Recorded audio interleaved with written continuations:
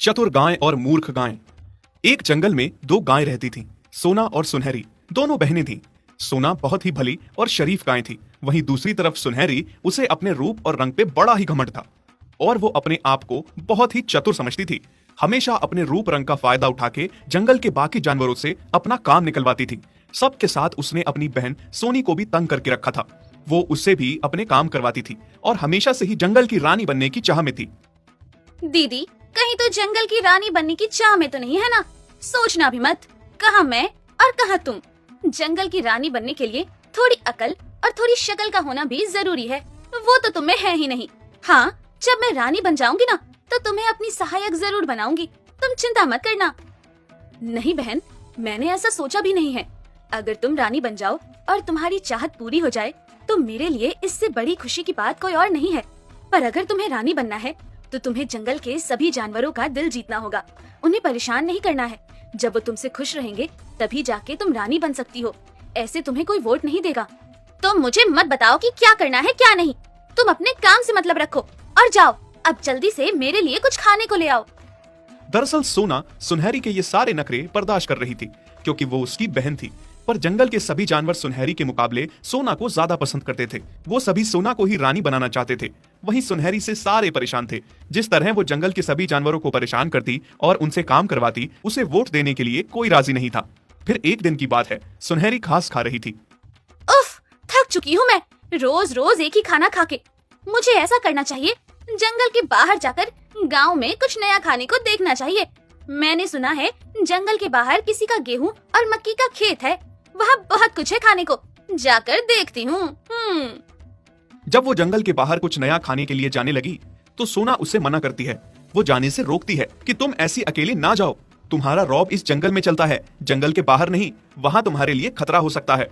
पर सुनहरी खुद को चतुर और सोना को बेवकूफ मानती थी। वो उसकी एक भी नहीं सुनती थी और चली जाती है। हे भगवान, कब ये सुनहरी अपनी मनमानी करना छोड़ेगी? अब मुझे ही इसके पीछे पीछे जाना पड़ेगा, इससे पहले कहीं कुछ गड़बड़ हो जाए। सुनहरी को जंगल के बाहर गेहूं और मक्के का खेत दिखता है। आहा, कितना मजा आने वाला है। यहाँ तो खाने को कितना कुछ है। सुनहरी जैसे ही खाने लगती है कि तभी पड़ोस के खेत का मालिक उसे देख लेता है और वो उस खेत के मालिक को बुला ले आता है जहाँ सुनहरी घास खा रही थी। मालिक एक बड़ा सा डंडा लेकर आता है। मालिक को आता देख सुनहरी भागने की कोशिश करती है, पर एक जगह उसका पैर फंस जाता है, जिस वजह से वो भाग नहीं पाती और खेत का मालिक उसकी खूब पिटाई करता है। चोर गाय, चोरी करती है। तूने मेरा जीना मुश्किल कर दिया है। रोज मेरी फसल को बर्बाद करती है। मैं इतनी मेहनत से फसल उगाता हूँ और तुम मेरी फसल खाती हो। मुझे छोड़ दो, माफ कर दो। पहली और आखिरी गलती समझ के मैं पहली बार तुम्हारे खेत में आई हूँ। मुझे नहीं पता इससे पहले आपके खेत में किसने चोरी की है। चोरी के साथ साथ झूठ भी बोलती हो। मालिक उसे और ज्यादा डंडे से पीटने लगता है। खेत के साथ ही एक नदी होती है। मार खाते खाते सुनहरी उस नदी में गिर जाती है। सोना भी सुनहरी का पीछा करते करते वहां पर पहुंच जाती है। जब वो देखती है सुनहरी को डंडे से पीटा जा रहा है।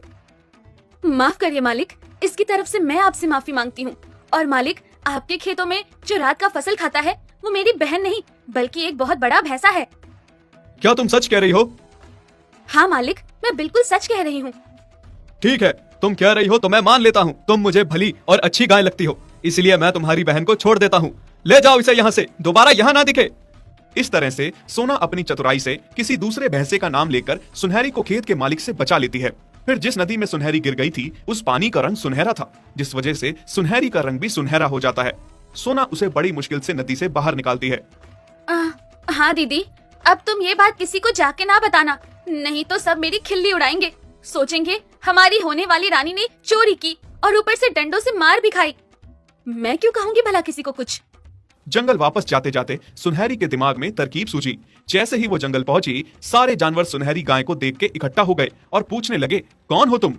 इससे पहले कि सोना कुछ कह पाती, सुनहरी ने उसे कुछ कहने नहीं दिया। आपकी सुनहरी हूँ मैं। आज जंगल के बाहर गई थी, वहाँ मुझे भगवान ने साक्षात दर्शन दिए और मुझे वरदान दिया कि इस जंगल की रानी बनूंगी और उसके बाद मेरा रंग सुनहरा हो गया। क्या सच में? क्या तुम सच कह रही हो? वो क्यों? भला भगवान ने ऐसा क्यों किया? क्योंकि भगवान भी चाहते हैं कि मैं इस जंगल की रानी बनूं। तुम सब मेरी सेवा करो और सभी पापों से मुक्त हो जाओ। अगर ऐसा है, भगवान ने खुद आके ये फैसला किया है, तो हम कौन होते हैं फैसला ना मंजूर करने वाले। हाँ, सही कह रही हो तुम। सारे जानवर सुनहरी की बातों में आके इसे भगवान का आदेश मान के मंजूर कर लेते हैं और सुनहरी की जय जयकार करके उसे अपने जंगल की रानी बनाने की तैयारी में लग जाते हैं।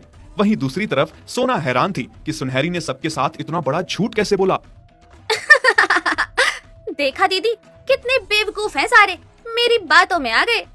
तुमने सबको बेवकूफ बनाया, लेकिन जब तुम्हारा ये सुनहरा रंग उतर जाएगा फिर क्या करोगी? क्या जवाब दोगी सबको? तब का तब देखा जाएगा। बस एक बार मेरे सर पे ताज लग जाए, मैं रानी बन जाऊं, फिर कोई कुछ नहीं कर सकता। इस बार सुनहरी ने जो किया था उसके लिए सोना उसको माफ नहीं करने वाली थी। मैं तुम्हें अब किसी को बेवकूफ नहीं बनाने दूंगी। छोटी बहन समझ के तुम्हारी गलतियों पे हमेशा पर्दा डालती रही मैं, पर अब नहीं, अब बहुत हो गया। तुम्हारे सर पे ताज चढ़ने से पहले मैं तुम्हारा सच सबके सामने ला के रखूंगी। जैसे ही शाम को जंगल में सब इकट्ठा हुई, सुनहरी के सर पे ताज लगने ही वाला था कि सोना बोल उठी। सुनहरी, तुम्हारे सिर पे ताज लगे इससे पहले मैं कुछ कहना चाहती हूँ। हाँ, तुम घबराओ मत, मैं अपना वादा भूलने वाली नहीं हूँ। कहा था जब मैं रानी बनूंगी तो तुम्हें अपनी सहायक बनाऊंगी। नहीं सुनहरी, बात वो नहीं है। दरअसल बात ये है कि मैंने सुना है रानी का ताज पहनने से पहले अगर पास वाली नदी में कोई नहा ले तो वो अमर हो जाता है। मैं चाहती हूँ कि तुम उस नदी में नहाओ। क्या दीदी, तुम सच कह रही हो? तब तो मैं जरूर नहाऊंगी। अमर होने की बात सुन के सुनहरी बहुत खुश हो जाती है और लालच में आ जाती है और नदी में नहाने चली जाती है। जैसे ही नहा के बाहर निकलती है, उसका सुनहरा रंग उतर के फिर से सफेद हो जाता है। ये देख के सारे जानवर हैरान हो जाते हैं। हैं? ये कैसे हो गया? मेरा सुनहरा रंग कहाँ गया? दीदी, तुमने मुझसे झूठ बोला। हाँ, ये सब तुमने जानबूझ के किया। हाँ, मैंने जानबूझ के ये सब किया। मुझे पता था तुम बहुत लालची हो, अमर होने का लालच तुम्हें हो जाएगा, इसलिए मैंने तुम्हारा सच सबके सामने लाने के लिए ये तरकीब बनाई। तुम शुरू से सबको बहुत धोखे देते आई हो, लेकिन अब और नहीं, तुम्हारा खेल खत्म। सारे जानवर सुनहरी की इस हरकत से बहुत गुस्सा थे। वो मिलके उसे जंगल से बाहर भगा देते हैं। सोना की ईमानदारी और चतुराई देख के उसे जंगल की रानी का ताज पहना देते हैं और उसे